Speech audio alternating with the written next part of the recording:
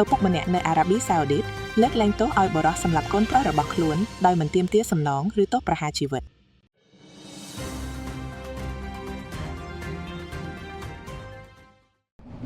ចង់ឲ្យអាហារមានរសជាតិឆ្ងាញ់និងគ្រួសារមានសុភមង្គលត្រូវជ្រើសរើសប៊ីចេងសញ្ញាចុងភៅកាន់វែកប៊ីចេងសញ្ញាចុងភៅកាន់វែកគឺជាជម្រើសដ៏ល្អសម្រាប់ស្ត្រីមេផ្ទះគ្រប់រូបទំនាក់ទំនងជាវតាមរយៈលេខទូរស័ព្ទ097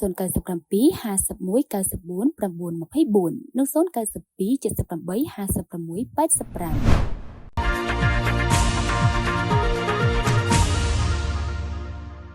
រឿងរ៉ាវដ៏គួរឲ្យរំជួលចិត្តមួយពីតំបន់អាស៊ីភាគខាងត្បូងនៃប្រទេសអារ៉ាប៊ីសាអូឌីតបានក្លាយជាប្រធានបទដែលទទួលបានការចាប់អារម្មណ៍និងការកោតសរសើរយ៉ាងទូលំទូលាយពីសំណាក់មនុស្សជាច្រើននៅក្នុងពិភពមូស្លីមបន្ទាប់ពីឪពុកម្នាក់បានបង្ហាញនូវទឹកចិត្តអភ័យទោសដ៏ធំធេងចំពោះបុរសដែលបានសម្លាប់កូនប្រុសរបស់ខ្លួន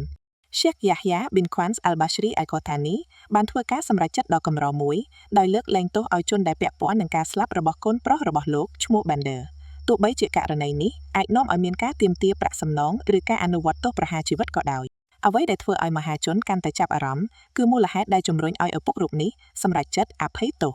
លោកបានដឹងថាបុរសដែលបានបង្កហេតុនោះគឺជាកូនប្រុសតែម្នាក់គត់នៅក្នុងគ្រួសារនិងជាអ្នកទទួលបន្ទុកថែទាំម្ដាយវ័យចំណាស់ដែលកំពុងមានជំងឺធ្ងន់ធ្ងរនិងត្រូវការមើលថែជាប្រចាំដោយក្តីអាណិតអាសូរចំពោះស្ត្រីវ័យចំណាស់រូបនោះ Sheikh Yahya បានសម្រេចចិត្តបោះបង់សិទ្ធិរបស់ខ្លួនក្នុងការទាមទារទោសឬសំណងណាមួយលោកមិនត្រឹមតែប្រកាសការអភ័យទោសប៉ុណ្ណោះទេប៉ុន្តែថែមទាំងបានធ្វើដំណើរទៅកាន់ផ្ទះរបស់គ្រួសារជនបង្កហេតុដោយផ្ទាល់ដើម្បីជូនដំណឹងអំពីការសម្រេចចិត្តរបស់លោកទៀតផងនៅពេលដែលលោកបានប្រកាសថាលោកអភ័យទោសឲ្យកូនប្រុសរបស់ស្ត្រីវ័យចំណាស់នោះម្ដាយដែលកំពុងឈឺធ្ងន់បានស្រក់ទឹកភ្នែកដោយក្តីរំភើបនិងអរគុណយ៉ាងជ្រាលជ្រៅទស្សនវិជ្ជានៃការជួបគ្នារវាងឪពុកដែលបាត់បង់កូននិងម្ដាយដែលភ័យខ្លាចបាត់បង់កូនប្រុសតែម្នាក់បានធ្វើឲ្យមនុស្សជាច្រើនមានអារម្មណ៍ក្តុកក្តួលនិងចាត់ទុកថាជាគំរូដ៏កម្រនៃការអភ័យទោសនិងមេត្តាករុណាប្រភពព័ត៌មានបានឲ្យដឹងថាក្រោយការប្រកាសអភ័យទោសនេះលោក Sheikh Yahya បានបញ្ជាក់យ៉ាងច្បាស់ថា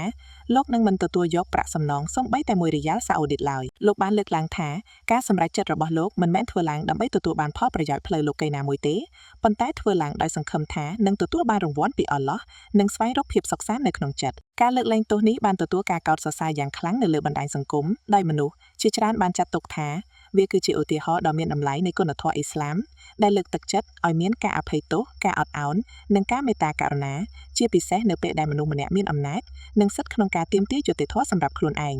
អ្នកអត្ថាធិប្បាយជាច្រើនបានលើកឡើងថាការអភ័យទោសនៅក្នុងកាលៈទេសៈបែបនេះមិនមែនជារឿងងាយស្រួលឡើយព្រោះវាកើតឡើងក្រោយការបាត់បង់កូនជាទីស្រឡាញ់ទោះជាយ៉ាងណា Sheikh Yahya បានជ្រើសរើសផ្លូវនៃមេត្តាករុណាដោយគិតពីទុក្ខលំបាករបស់ម្ដាយវ័យចំណាស់ម្នាក់ទៀតដែលអាចនឹងបាត់បង់អ្នកថែទាំតែម្នាក់របស់ខ្លួន